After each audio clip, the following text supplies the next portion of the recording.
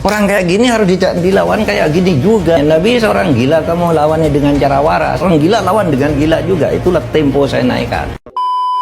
Assalamualaikum warahmatullahi wabarakatuh. Teman-teman, kembali lagi di channel YouTube saya, Khairun Imam.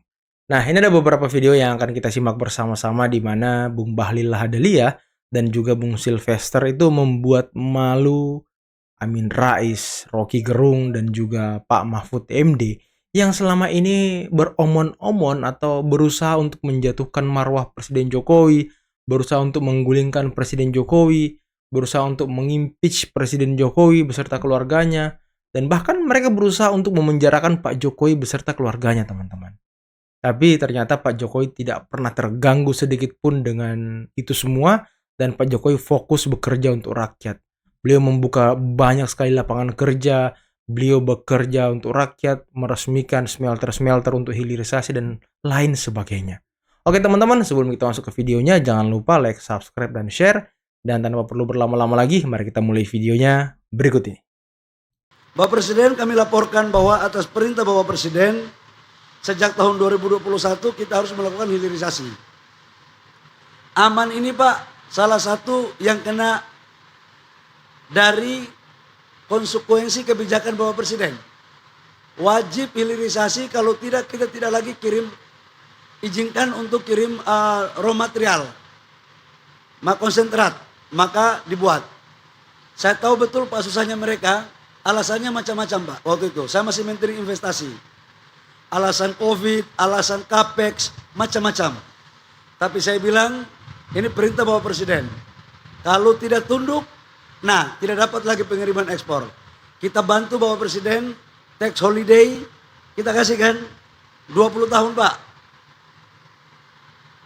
Kemudian master list, kita bantu Pak. Semua izin-izin atas perintah Bapak Presiden sudah kita lakukan dengan baik. Dan karena itu saya berterima kasih kepada Dewan Direksi Pak.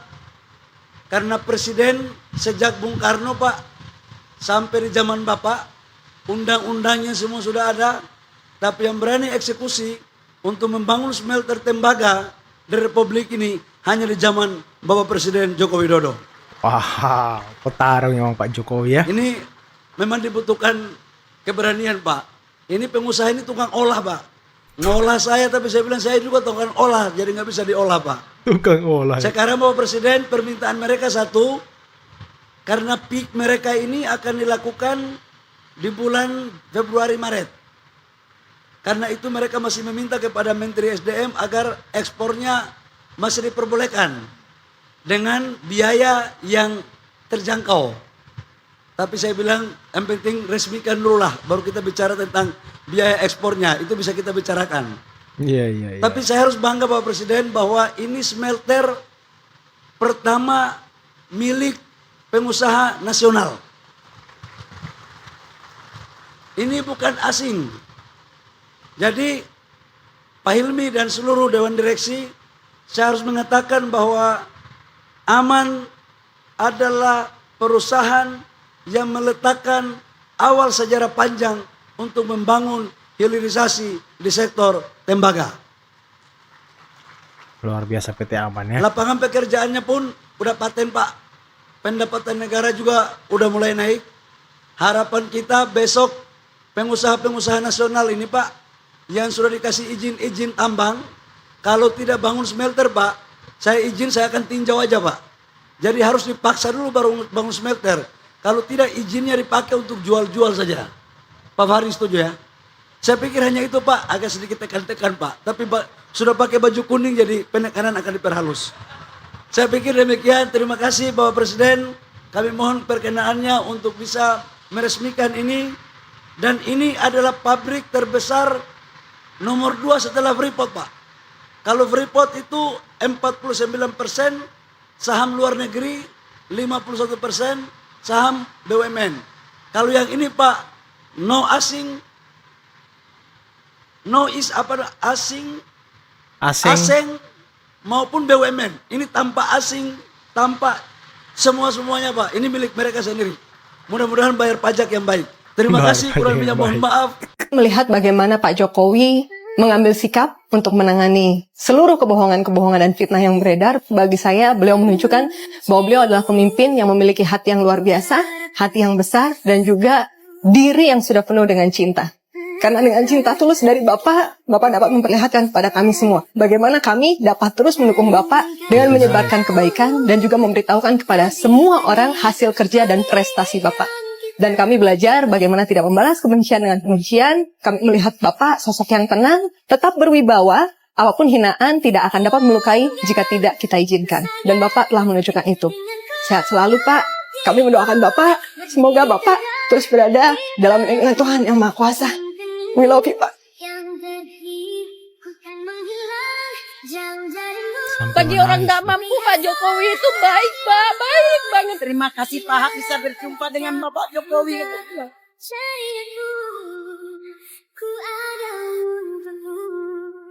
Saya tanya ke saudara Rocky, saya bilang, Bung Rocky, Anda ini paranormal atau Tuhan? Kok Anda bisa mengetahui suasana batin orang gitu loh, Pak Jokowi iri hati, senang, atau lagi galau gitu loh.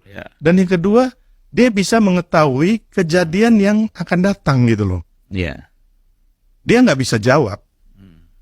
Waktu saya tanya begitu, ada beberapa menit dia nggak bisa jawab. Setelah itu dia berdiri, dia kabur Bang, sambil dia bilang saya onderdil.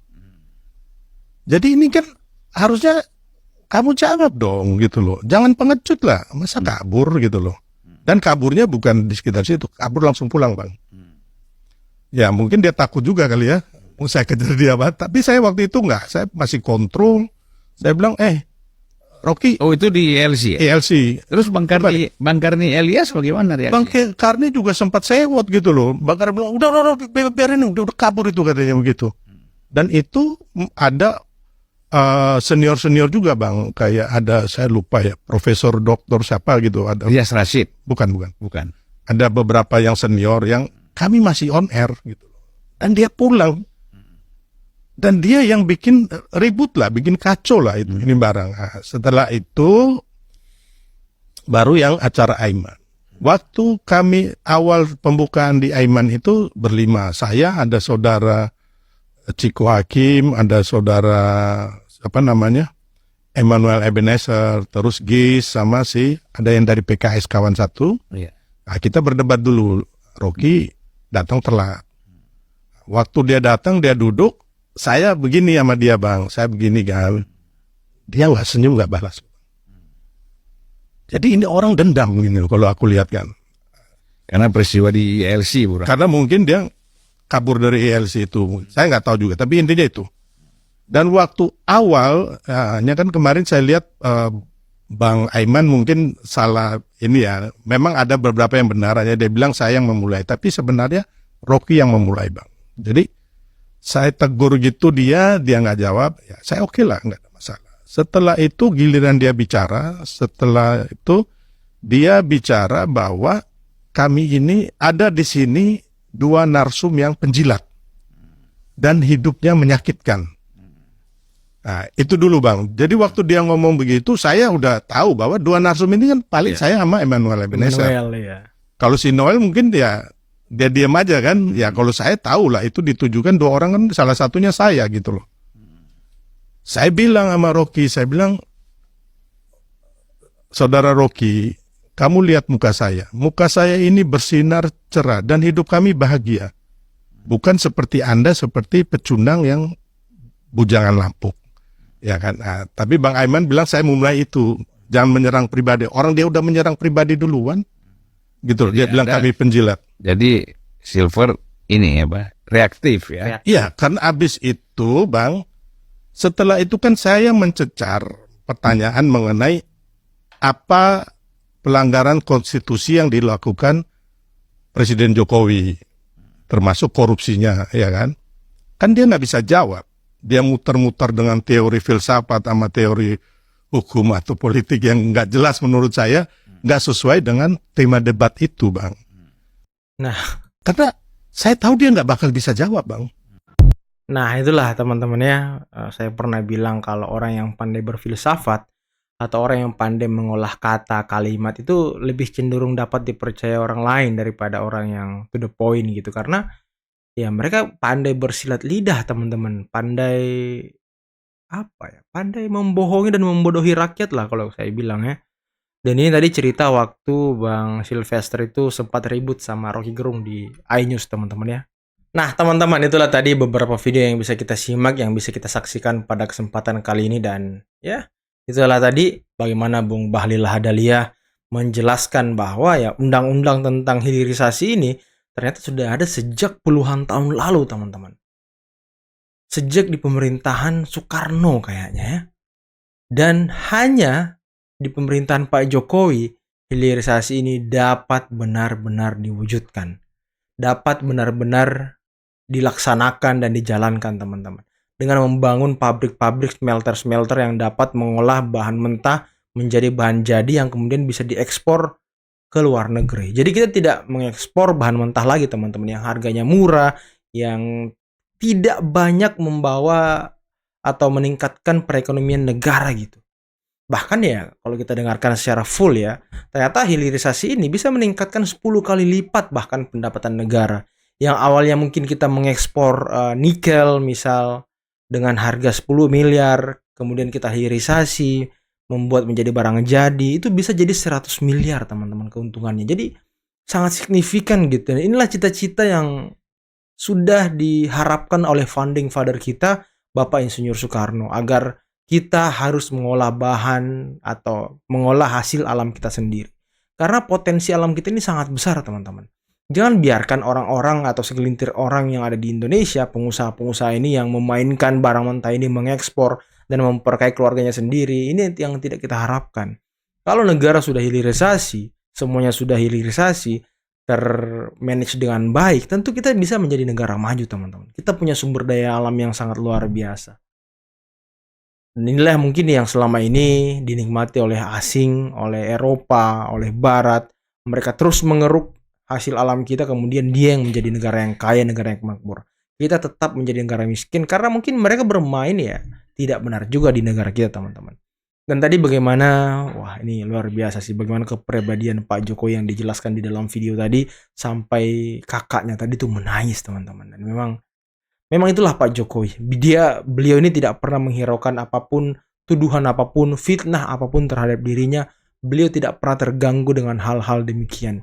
Beliau fokus bekerja, beliau fokus memajukan bangsa kita, beliau fokus untuk menerapkan cita-cita bangsa, membangun Indonesia menjadi negara emas, negara maju tahun 2045. Dan semoga nanti ketika Pak Prabowo memimpin dan menjadi presiden, legasi-legasi utama dari Pak Jokowi utamanya hilirisasi dan IKN bisa dilanjutkan teman-teman ya. Utamanya IKN sih.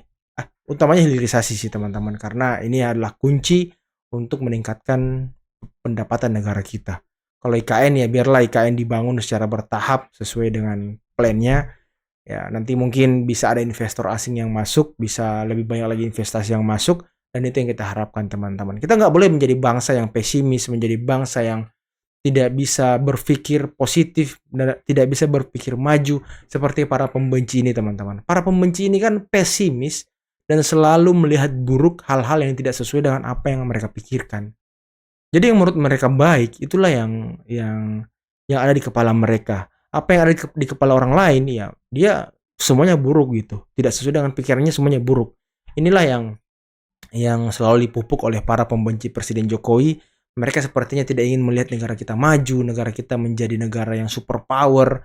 Ya, dan alibi mereka ya apa? Kita mendukung Pak Prabowo, tapi ya Pak Jokowi kita kesampingkan gitu. Padahal kan tidak bisa. Pak Prabowo dan Pak Jokowi ini kan sebuah satu kesatuan yang utuh teman-teman. Mereka berdua ini hasil rekonsiliasi yang panjang. Mereka punya visi yang sama, mereka punya misi yang sama untuk memajukan Indonesia, untuk menjadikan Indonesia menjadi negara maju. Dan cara yang mereka lakukan, nah itu sama dengan hilirisasi teman-teman. Pak Prabowo juga selalu berpidato kita harus mengolah hasil alam kita sendiri. Ya sama dengan Pak Jokowi, beliau yang melakukan hilirisasi dan inilah yang membuat kedua pemimpin ini menjadi erat, menjadi dekat sehingga ya negara kita menjadi kuat teman-teman. Beberapa pengakuan dari menteri-menteri, dari Pak Bahlil juga, ya Pak Jokowi ini punya mental yang luar biasa teman-teman. Bukan mental tempe. Walaupun badannya kecil, dari pinggiran Kali Solo, beliau bukan datang dari orang kaya, orang darah biru, tapi beliau punya keberanian dan cita-cita yang sangat luar biasa. Beliau tidak biasa diintervensi, beliau tidak ingin dikontrol oleh segelintir orang, segelintir oknum partai. Dan inilah presiden yang kita harapkan. Presiden yang punya kepribadian yang kuat, bisa membuat keputusan yang tepat, dan juga bisa bertanggung jawab dengan keputusan yang dibuat, teman-teman. Oke, mungkin cukup sekian dulu video kali ini. Jangan lupa like, subscribe, dan share videonya. Akhir kata, billahi taufiq wal hidayah. Wassalamualaikum warahmatullahi wabarakatuh. Bye-bye.